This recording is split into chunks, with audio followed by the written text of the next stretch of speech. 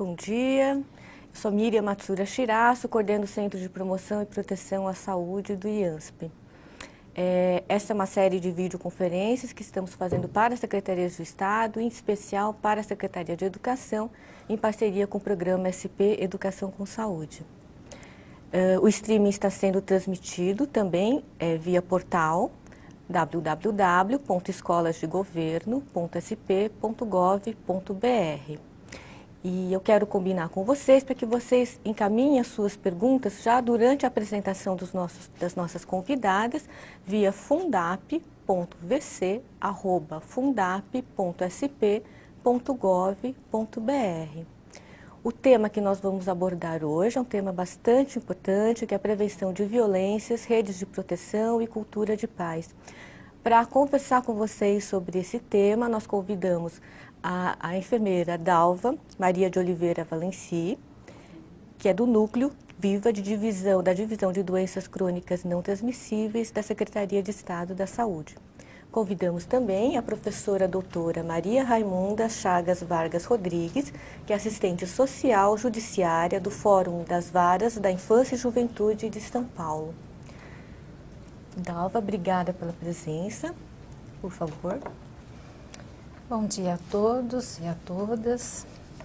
Gostaria primeiramente de agradecer a doutora Miriam pelo convite e dizer para vocês que é um grande prazer estar aqui nesta manhã, conversando sobre a prevenção de violências, rede de proteção e cultura de paz. Inicialmente, eu vou falar um pouquinho sobre violências e acidentes, mostrar um pouco dos dados e depois passar para a cultura de paz. Então, violências e acidentes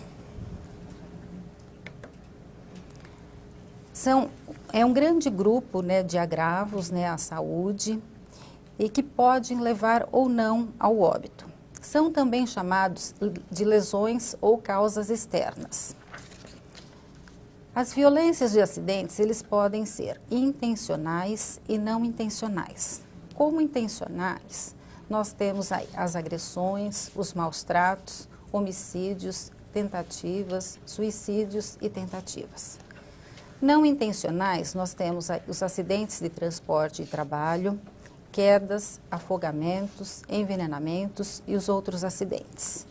Essa divisão de intencionalidade e não, nem sempre é tão fácil de ser feita, os acidentes de transporte e trabalho, muitas vezes, e alguns autores já colocam hoje os acidentes de transporte como violências, Muitas vezes são pessoas que estão aí alcoolizadas, abusando de altas velocidades, e isso é considerado como crime.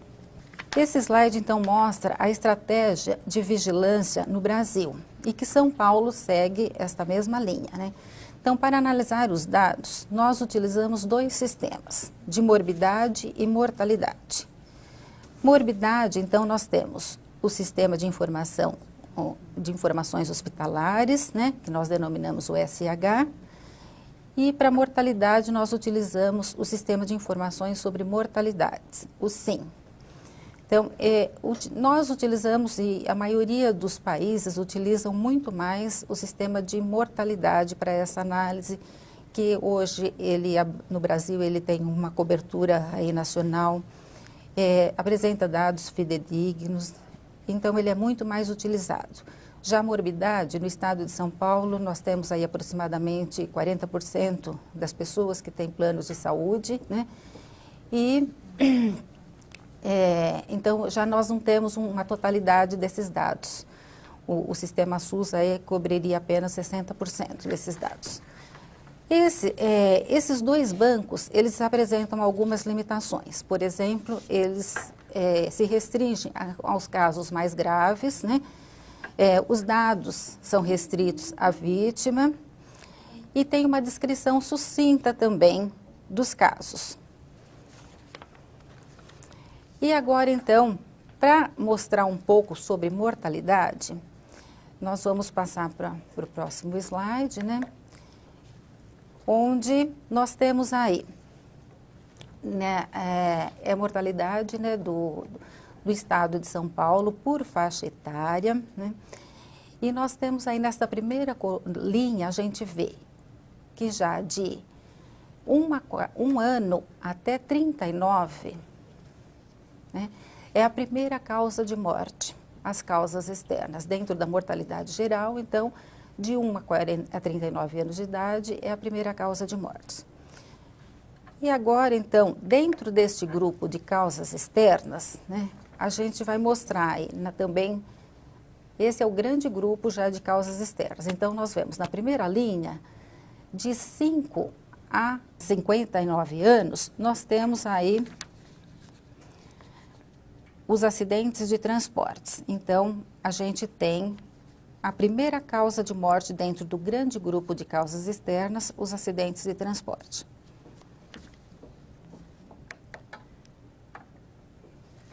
Dentro dos acidentes de transporte,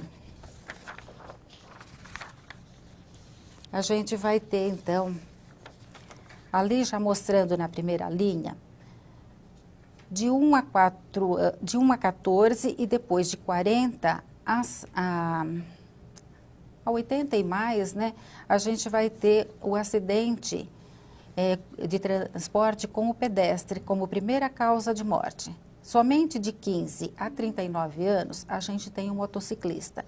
Então, nesta tabela, no geral, aqui, a primeira causa de morte dentro dos acidentes, então, é o acidente de transporte com pedestre. E, em segundo lugar, nós temos o acidente com motociclistas. E agora, então, a gente viu, dentro desses sistemas que a gente faz, né, análise da morbidade, mortalidade, vimos limitações, né? Então, a gente precisaria de um outro sistema para melhorar um pouco a compreensão dessa dimensão desses acidentes e violências.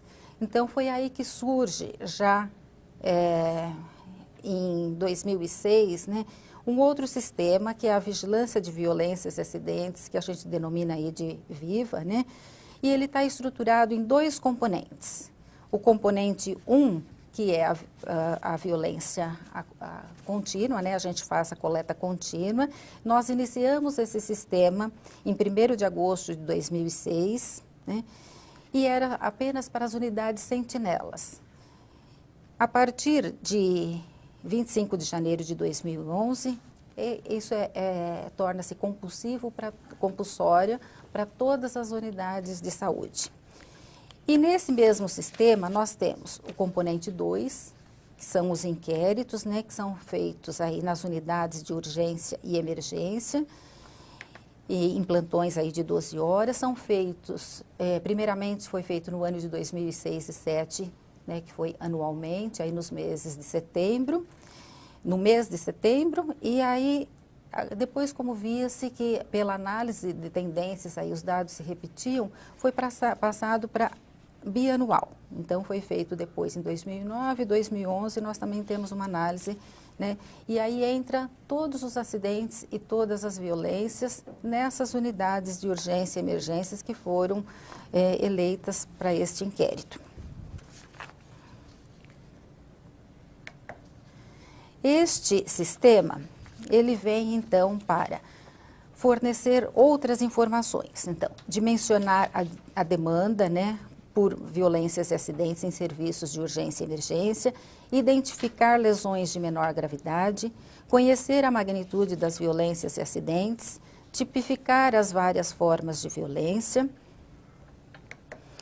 conhecer a violência silenciada, principalmente doméstica e sexual, caracterizar o perfil das vítimas, caracterizar o perfil dos autores de agressão, né, e elaborar políticas públicas de enfrentamento para as violências e reduzir a morbimortalidade por causas externas.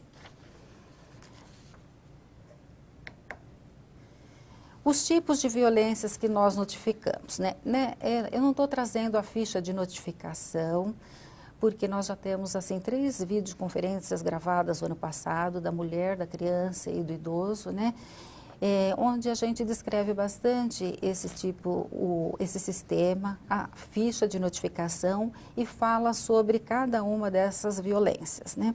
Então, aqui estou trazendo o resumo, que a gente notifica a violência física, psicológica, moral, sexual, negligência e abandono, maus tratos, tráfico de seres humanos, trabalho infantil, violência patrimonial financeira e outras violências interpessoais ou autoprovocadas, como suicídio e tentativas.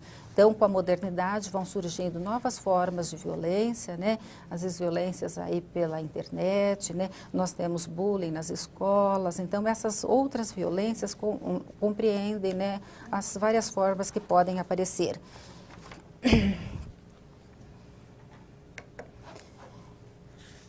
Agora nós temos aqui, eu vou falar um pouco, esses dados se referem já a esse sistema VIVA, né? Vigilância de Violências e Acidentes, que eu falei que nós iniciamos em 2006. Então nós temos ainda esse componente 1, que é o Viva Contínuo, onde a gente notifica todas as violências, né? Nós temos aí nesse primeiro gráfico a notificação de violências no estado de São Paulo, segundo o ano de notificação, né, que vai aí de 2006 a 2011. E aqui eu ressalto que não estão os dados do município de São Paulo,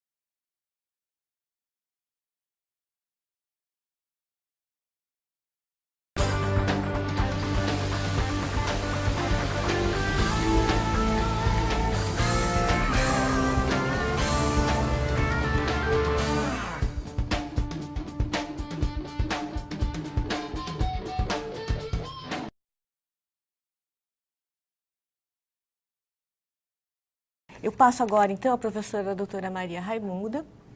Bom dia, professora. Tudo bem, bom dia.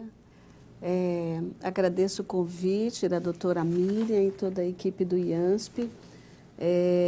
E aqui a minha colega Dalva, que me antecedeu e já preparou toda a trajetória para se discutir um pouquinho do que é justiça restaurativa, o que é mediação de conflitos e quais são os ganhos que se tem nesse processo. Inicialmente, eu gostaria de fazer só uma pequena apresentação do projeto de justiça restaurativa, né? Eu estou no projeto desde 2006, de sua implantação em outubro de 2006, e num local extremamente difícil, que é um tribunal, é o Fórum das Varas Especiais. Então, até então, naquele momento, em 2006, a equipe técnica, né, tanto de psicologia e serviço social, nós tínhamos como principal função, e temos até hoje, a preparação de laudos, de relatórios, para subsidiar o juiz no sentido de dar um apanhado geral para a compreensão daquele adolescente que se envolveu em ato infracional, que passou muitas vezes pela Fundação Casa, e o seu processo de socialização ou ressocialização, como algumas pessoas costumam colocar. Então, quando nos foi apresentado a justiça restaurativa em 2006, mediar conflitos, o encontro entre a vítima, no caso, na justiça restaurativa, nós chamamos o receptor do ato, aquele que recebeu a ofensa, e aquele que provocou o ato, ou seja, aquele que provocou o dano às suas famílias, foi muito... nos levou a refletir como você fazer, como você juntar o ofensor, o ofendido, as suas famílias, a escola, e com isso trabalhar uma forma de resolver aquela situação, aquele conflito, de forma mais pacífica, onde haja, sim, a responsabilização daquele que cometeu o ato, mas também uma reflexão para que ele pudesse, de alguma forma, se colocar na posição da vítima e sentir e perceber os danos em que ele provocou naquele que foi ofendido na sua vida, na sua trajetória. Então, foi muito polêmico, né? E nós passamos muito tempo para introjetar esses valores da justiça restaurativa, mas, ao longo desses 5 anos, a justiça restaurativa, ela nós tivemos ganhos, foi muito salutar, foi muito bom. Então, eu passo a relatar um pouco desse acontecido, do que nós vivemos, um pouco da trajetória mais filosófica, do que é justiça restaurativa, a implantação dele na cidade de São Paulo e os resultados. Todavia, eu quero partir de uma questão que foi levantada pela doutora Dalva. A nossa cultura é violenta? Sim, a nossa cultura é violenta. Nós estamos no limiar do século XXI e a vingança ela é ainda extremamente forte na sociedade em que vivemos, apesar de todo o desenvolvimento tecnológico, da robótica, da internet, do genoma humano, de todas as formas de transformações tecnológicas, ainda é muito presente a vingança na nossa cabeça, na nossa mente, e a justiça restaurativa ela traz isso à tona. Ela vê no conflito, ela percebe o conflito e ela vai ao encontro do conflito para tentar resolver essa questão e não apenas deixar a coisa passar sem que haja uma reflexão dos ofendidos e do receptor do ato, evitando assim que esse sentimento de vingança ele se perpetue e acabe num grau de letalidade dentro das escolas. Então, a justiça restaurativa é um processo onde todas as partes envolvidas em um ato que causou ofensa reúne-se para decidir coletivamente como lidar com as circunstâncias decorrentes desse ato e suas implicações para o futuro. É uma definição da ONU. A ONU, desde 99, ela recomenda que seus Estados-membros façam justiça restaurativa, mediação de conflito, desde que haja uma concordância de todas as partes envolvidas, né? Então, a justiça como valor. A justiça, ela é fundamental. Ninguém pode preceder numa sociedade em que vivemos da justiça. Bem porque os conflitos, eles são de grande monta e o Poder Judiciário, ele é um instrumento criado pelo próprio Estado para normatizar algumas questões que não são possíveis no nível do diálogo. Então, o judiciário é como se já muitas vezes ela resolve situações em que no diálogo, no ambiente familiar, no ambiente comunitário, não é possível resolver-se chegando até a um magistrado que dá a sentença. Todavia, essas normas, né, o Poder Judiciário, ela trabalha com normas que, na verdade, são heranças de gerações anteriores, né? Então, o que acontece com a norma, as normas de modo geral? Elas vão se aperfeiçoando, ganhando um caráter diferente pelo próprio desenvolvimento da sociedade. Todavia, ela tem que ser cumprida de uma forma ética. Então, o que é a ética?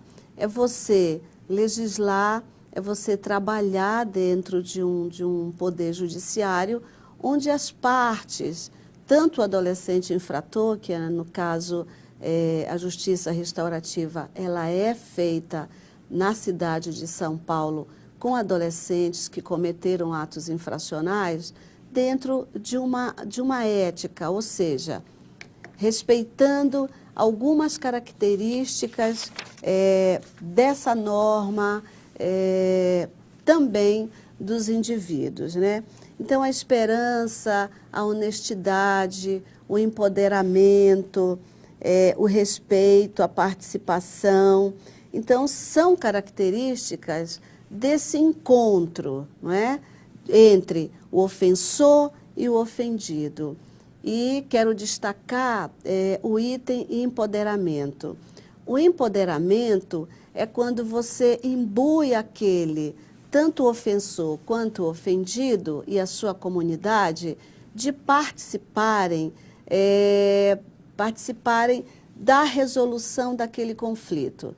Na justiça restaurativa, no círculo restaurativo, que eu vou inclusive trabalhar, mostrar para vocês que é uma metodologia, ela não é um simples pedido de desculpas, ela segue toda uma metodologia, um acordo, para que haja reparação daquele dano. Mas o que é mais importante, dentre todas essas, da esperança, da honestidade, é você empoderar as pessoas do sentido de um pertencimento social. Nós que trabalhamos com adolescentes infratores, muitas vezes você percebe que aquele adolescente, ele não pertence a núcleo nenhum.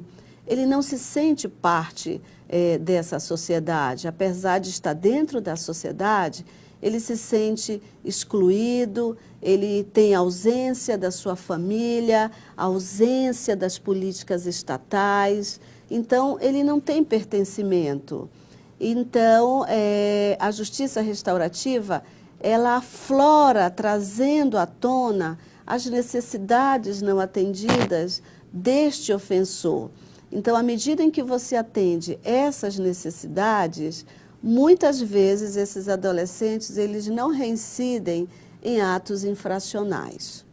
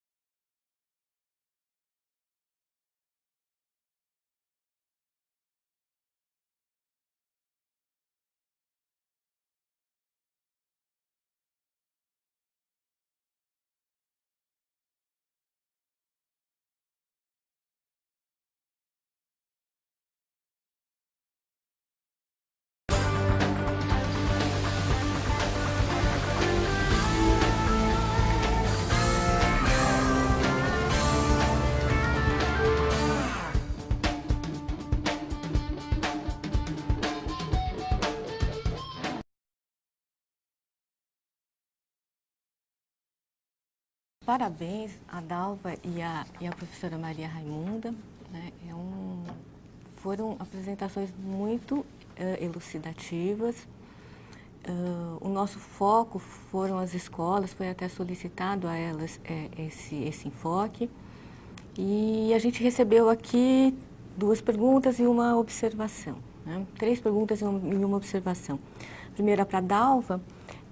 Na análise da situação epidemiológica, dos locais de ocorrência, dos locais de notificação, a escola aparece como um dos locais de ocorrência da violência? A escola aparece, né? Mas a gente vê que aparece em primeiro lugar a residência, né? Que eu estava falando, que é o lugar que deveria ser considerado o mais seguro, né? O refúgio, a nossa área, né? Que a gente teria ali toda a segurança da família e tudo, e a gente vê que não é. E depois, então, aparece a área pública e tal. Normalmente aparece a escola em 3º ou 4º lugar nas nossas estatísticas. E isso a gente ainda não sabe, né? É uma estatística ainda subnotificada, né? A gente vê que ano a ano a gente tem aumentado essas notificações. E é o que eu falei, né? Não é que as violências estão aumentando, mas é que a gente está dando visibilidade para essas violências, né? Então, as pessoas estão mais sensíveis, elas estão notificando, encaminhando isso para conselho tutelar, no caso das crianças e dos adolescentes, e a gente então está tendo, dimensionando melhor isso. Mas o que nós mostramos é só a ponta do iceberg. A gente acredita aí que tenha muita coisa ainda que não vem à tona. Obrigada, Dalva. Temos 2 perguntas da Tânia Monteiro, da GVE de Osasco. Primeiro, ela parabeniza as doutoras e ela pergunta qual a relação entre justiça restaurativa e violência física e sexual. E a segunda questão, estes 2 momentos do ciclo restaurativo são feitos no mesmo dia? Sim. A metodologia de justiça restaurativa, né, é um círculo mesmo, né, é um círculo onde você tem de um lado o ofensor e a vítima e as partes, né, os seus apoios, os seus familiares, o conselho tutelar. Então, são etapas, né? O primeiro momento é o pré-círculo, o segundo é o momento da compreensão mútua, onde eles vão conversar propriamente dito sobre o ocorrido, o que levou, quais foram as razões, por que eu te bati, por que eu te xinguei, e aquele que foi xingado diz o que aconteceu, que ela não conseguiu dormir, que ela pensou em levar uma faca para a escola para acabar com aquela perseguição. Então, vai aflorando situações em que o facilitador tem a obrigação de tentar conduzir esse diálogo. Então, após a compreensão mútua, há um momento onde todos entenderam as razões de ser feito um acordo. E esse acordo, ele nasce do próprio grupo. O que eu posso fazer para reparar o que eu fiz? Nós já tivemos casos de adolescentes, de brigas de 5 adolescentes que começou assim na escola, no banheiro, depois foi para o pátio, para a sala e acabou na rua. Então, o círculo dessas meninas foi que elas visitariam um local, um hospital, onde elas teriam contato com pessoas vítimas de violência, né? Então, elas foram e elas retornaram e elas acabaram ficando amigas no final, porque elas perceberam o quanto a violência ela é danosa, né? De machucar. Então, é tudo feito no mesmo dia. Agora, temos também outras exceções. Em casos de círculos restaurativos, que a gente considera em que as partes não estão preparadas, como o caso que eu citei ainda agora com o ex-policial, nós fazemos um primeiro momento, não deu para continuar, porque nós ficamos receosos que houvesse de alguma forma um enfrentamento. Então, nós fizemos um outro momento para esse acordo sair.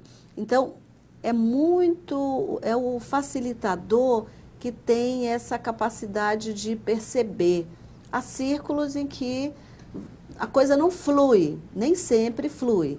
E há outros que flui de forma bem satisfatória.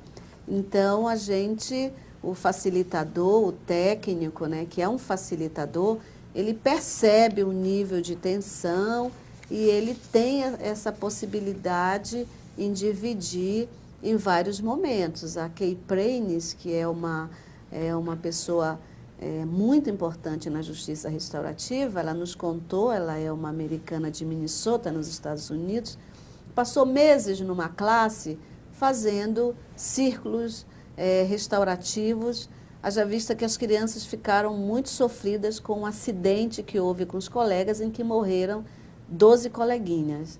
Então, ela ficou meses trabalhando com aqueles meninos, até o dia que uma aluna disse: tia, a gente não quer mais, até eles elaborarem melhor aquele sentimento de perda. Então, depende do círculo, depende das pessoas, depende do nível, porque parece simples, mas na hora aflora sentimentos de injúria, de vingança. Então, a gente tem que ter essa capacidade de averiguar quanto tempo, se é o momento, se você deixa para outra semana. Mas, geralmente, os nossos círculos, a gente tenta fazer no mesmo dia, né? Obrigada, professora. Ela só fez mais uma questão também sobre a justiça restaurativa e a violência física, violência sexual. No caso da violência sexual, nós não fazemos círculos restaurativos, né? Por quê? Aqui em São Paulo, é só para ato infracional de pequena monta, né, de baixo potencial ofensivo. Apesar que a justiça restaurativa, ela é feita em Porto Alegre para crimes graves como esse, como homicídio, como latrocínio, após o adolescente cumprir a medida socioeducativa. É importante que se frise isso. Não é o fato de fazer a justiça restaurativa que o menino vai para casa depois de ter feito um latrocínio. Então, isso demora um tempo para ser feito. Os indicativos, eles sugerem que para o encontro entre a vítima, né, e este autor do ato, ele não seja feito imediatamente.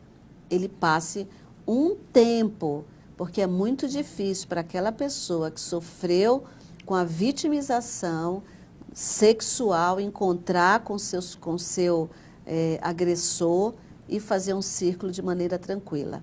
Então, é importante que se faça um tempo depois, quando ela, de alguma forma, conseguir falar sobre isso. Obrigada, professora Maria Raimunda. Os comentários que a gente tem aqui, é sempre bom ouvir elogios da Elisete, que é a nossa coordenadora Prevenir lá em São José dos Campos, da Unesp. Ela parabeniza vocês pelas belíssimas apresentações. O Tiago Carreira, que fez a pergunta inicial, ele parabeniza não só as palestrantes, mas toda a equipe de apoio pela agilidade no encaminhamento das perguntas e pelo trabalho de vocês, a equipe da TecReg, da Vanzolini. E só o último informe é uma pergunta do Tiago Poiani, se esses slides, essas apresentações vão estar disponíveis. Vão estar, sim, em torno de 10 dias, no site escolasdegoverno.sp.gov.br. Vocês clicam em secretarias, selecionam a Secretaria de Gestão e vocês vão poder ter acesso a todas as videoconferências que foram realizadas até o momento. Eu passo para a Dalva e para a Maria Raimunda para as considerações finais. Bom, eu agradeço muito, né, a doutora Miriam, a equipe, né, e a todos, né, que estiveram conosco nesta manhã, né, e que esse momento sirva, né, para a gente conseguir ampliar aí integrar mais as nossas redes, né, vigilância, atenção, né, e a proteção social. Que a gente possa, né, cada vez mais fazer um trabalho aí de promoção da saúde através da cultura de paz, que a gente está levantando aí o véu, revelando, né, todas essas violências, E todo mundo aí muito empenhado em estudar também ferramentas, né, que possam contribuir para essa cultura de paz. Então, eu agradeço muito e um bom dia a todos. Bom, quero agradecer o convite. Para mim foi muito importante estar aqui, falar um pouco desse trabalho que na verdade acabou virando quase que um projeto de vida da equipe, tanto do Dr. Egberto, né, que é a pessoa que coordena. Então, falar um pouco dessa possibilidade, que é uma possibilidade, eu reafirmo que você olhar o infrator em si, sem considerar as suas necessidades, é muito complicado, porque vem um sentimento de vingança. Não, mas por que ele fez isso? E quando a Dalva falava lá das estatísticas da violência doméstica, da violência intrafamiliar, que deveria ser um espaço seguro, é um espaço que hoje, cada dia que passa, está